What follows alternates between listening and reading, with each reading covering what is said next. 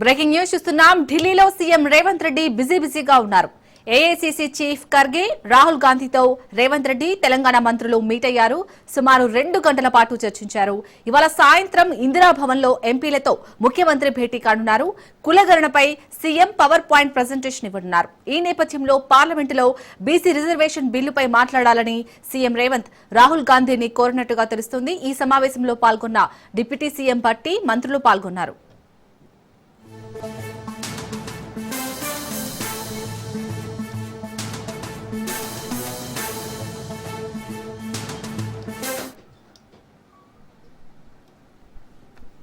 Right ఇటు AICC chief Kharge అలాగే రాహుల్ గాంధీతో అయితే రేవంత్ రెడ్డి అలాగే తెలంగాణ మంత్రులు మీట్ అయ్యారు. దాదాపు 2 గంటల పాటు అయితే చర్చించినట్టుగా తెలుస్తుంది. దీనికి సంబంధించి పూర్తి అప్డేట్స్ మా ప్రతినిధి రాజు అందిస్తారు. రాజు,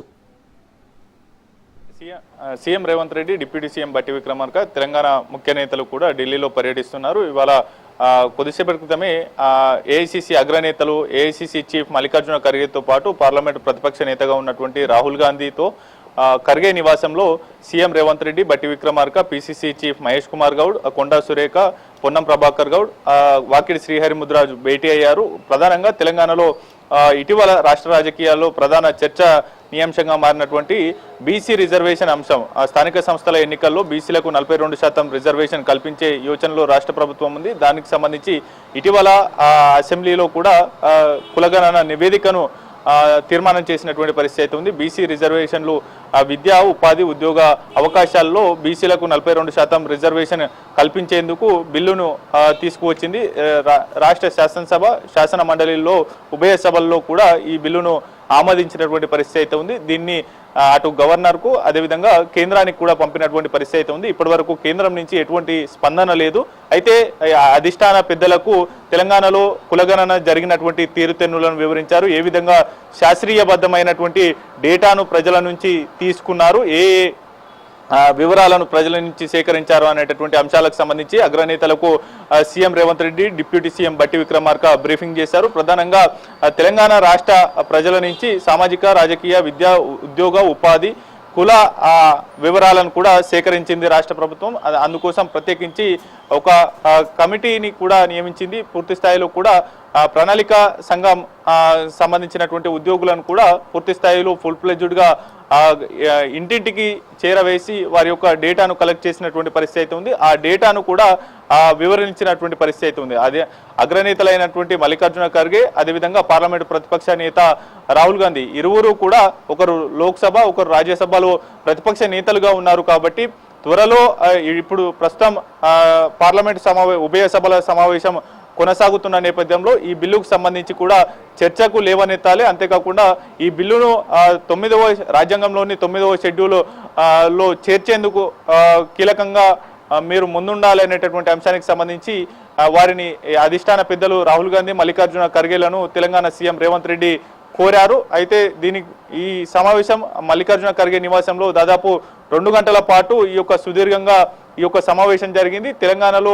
చేపట్టినటువంటి కులగణనతో పాటుగానే బీసీ రిజర్వేషన్ అంశానికి సంబంధించి ఒకవైపు కేంద్ర ప్రభుత్వానికి బిల్లును పంపిస్తూనే రాష్ట్రపతికి బిల్లును పంపిస్తూనే మరోవైపు ఇతర మార్గాలను కూడా రాష్ట్ర ప్రభుత్వం అన్వేషిస్తూ ఉంది. పూర్తి స్థాయిలో చిత్తశుద్ధితో బీసీ రిజర్వేషన్ 42% కల్పించేందుకు, స్థానిక సంస్థల ఎన్నికల్లో కల్పించేందుకు కాంగ్రెస్ పార్టీ కట్టుబడి ఉంది. అందుకు సంబంధించినటువంటి చేస్తున్నటువంటి కృషిని కూడా అధిష్టాన పెద్దల ముందు పెట్టడం జరిగింది. పూర్తి స్థాయిలో కూడా పార్లమెంట్లో అటు లోక్సభలో ఇటు రాజ్యసభలో 2 చట్టసభల్లో కూడా పెద్ద ఎత్తున ఈ యొక్క అంశాన్ని చర్చకు లేవనెత్తే అంశానికి సంబంధించి కూడా వారిని కోరడం జరిగింది. మరోవైపు ఇవాళ సాయంత్రం 5 గంటలకు ఇందిరాభవన్లో కాంగ్రెస్ పార్టీ జాతీయ కార్యాలయమైనటువంటి ఇందిరాభవన్లో CM Revanth Reddy, deputy CM Bhatti Vikramarka, Congress పార్టీకి చెందినటువంటి ఎంపీలు, లోక్సభ ఎంపీలు, రాజ్యసభ ఎంపీలను ఇరువురికి కూడా ఇందిరాభవన్లో పవర్ పాయింట్ ప్రజెంటేషన్, తెలంగాణ ప్రజల నుంచి ఏ విధంగా ఎంపీరికల్ డేటాను తెలంగాణ రాష్ట్ర ప్రభుత్వం కలెక్ట్ చేసింది, కులగణన ఏ విధంగా చేపట్టినటువంటి తీరుతెన్నులను కూడా వివరించబోతా ఉన్నారు. భవిష్యత్తులో ఈ కులగణన రిపోర్టు అందిన తర్వాత బీసీలకు ఇచ్చినటువంటి కామారెడ్డి డిక్లరేషన్లో ఇచ్చినటువంటి హామీలో భాగంగా బీసీలకు 42% విద్యా, ఉద్యోగ, ఉపాధి